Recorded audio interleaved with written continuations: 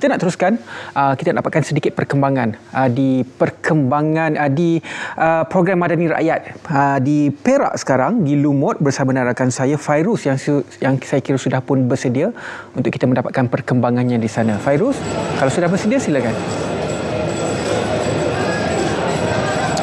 Baik, Assalamualaikum dan salam Malaysia Madani. Setelah 2 hari berlangsung, hari ini merupakan hari terakhir dan juga hari kemuncak bagi program Madani Rakyat PMR 2025 yang berlangsung di Lumut Waterfront. Pastinya pelbagai program menarik dan bermanfaat telah disusun atur oleh pihak penganjur bagi memastikan PMR 2025 peringkat negeri Perak ini berlangsung ataupun mencapai objektifnya. Baik, bagi memperincikan dengan lebih lanjut bersama dengan saya pada pagi ini, Timbalan Setiausaha Kerajaan Negeri Perak, Puan Haliza Sipun. Baik, Assalamualaikum Puan. Waalaikumsalam, terima kasih. Okey. Baik Puan, kalau boleh kongsikan bagaimana sambutan PMR 2025 ni setakat hari ini? Alhamdulillah, setakat hari ini adalah hari ketiga.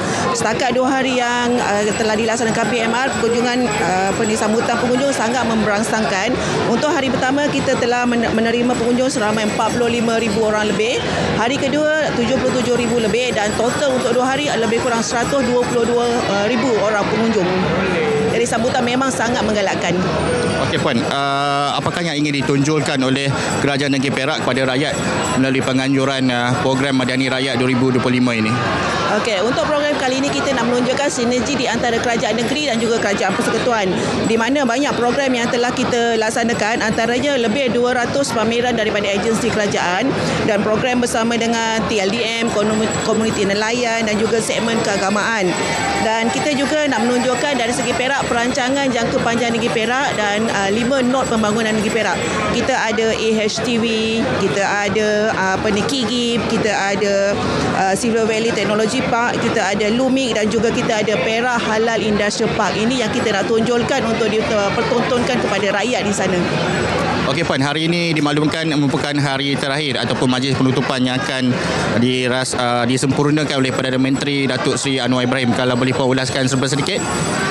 Majlis penutup pada hari ini akan berlangsung pada jam 2 petang, dan saya amat berharap semua penonton, semua rakyat di sekitar Manjung, Setiawan, Lumut dan juga daerah-daerah yang berhampiran untuk datang bersama-sama kita pada petang ini. Walaupun majlis penutup, tetapi program jabatan, program jualan, usahawan masih tetap berjalan. Jadi jemputlah datang ke PMR di sini.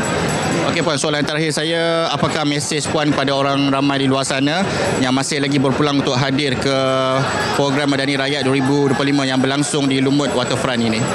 Okey, selain daripada 200 agensi kerajaan, pameran daripada agensi kerajaan dan federal dan juga persekutuan, kita juga ada program lain yang seperti keusahawanan, dan ini boleh diterokai oleh rakyat. Dan dalam masa yang sama kita juga ada peluang pekerjaan yang dilaksanakan oleh PASAK untuk TVET. Kita ada juga pameran mengenai perumahan yang disampaikan oleh SSI, LPHP. Jadi ini rakyat boleh mendapat perkhidmatan yang kita tawarkan dah. Jadi walaupun hari terakhir, aktiviti ini tetap masih lagi berjalan. Okey, terima kasih Puan.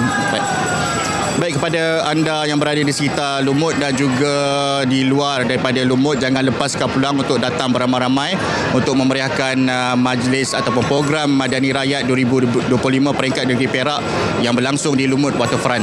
Baik, saya kira setakat itu dahulu perkembangan semasa yang dapat saya bawakan. Untuk perkembangan selanjutnya kita kembali bersama Rizwan di Kota Media Angkasa Puri. Terima kasih banyak-banyak Fairuz. Itu dia sedikit perkembangan di program Madani Rakyat di Lumut Perak.